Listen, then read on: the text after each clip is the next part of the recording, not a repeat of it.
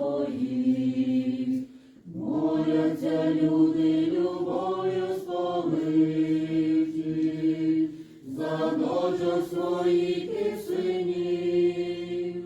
Боже, храни наших дітей, не дай упасти до грішних сітей, ти від біди зла захисти, і гідно свій хрест донести.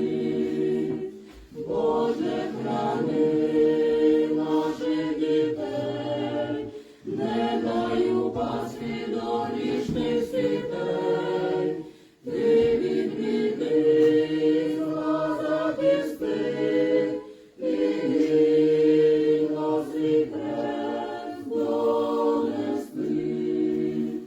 Свічка тремтить так увечері пізно, моляться Богу отці, звернення щирі до нього всі грізні, зажавши свій біль у руці.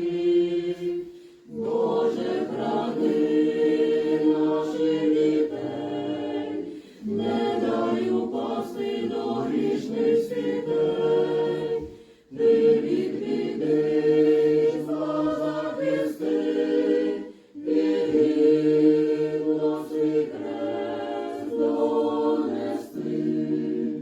Боже, храни наших дітей, не дай упасти до грішних сітей, ти від біди зла захисти, і гідно свій хрест донести. Тільки одного ми просимо Бога, в наших благаннях простих.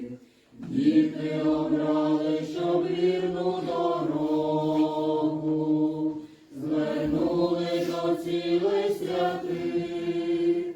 Боже, храни наших дітей, не дай упасти до грішних сітей, ти від біди зла захисти, і гідно свій хрест донести.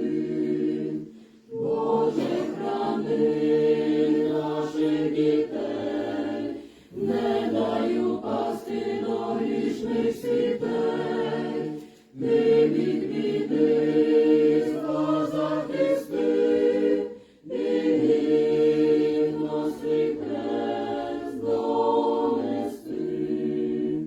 В світі навколо багато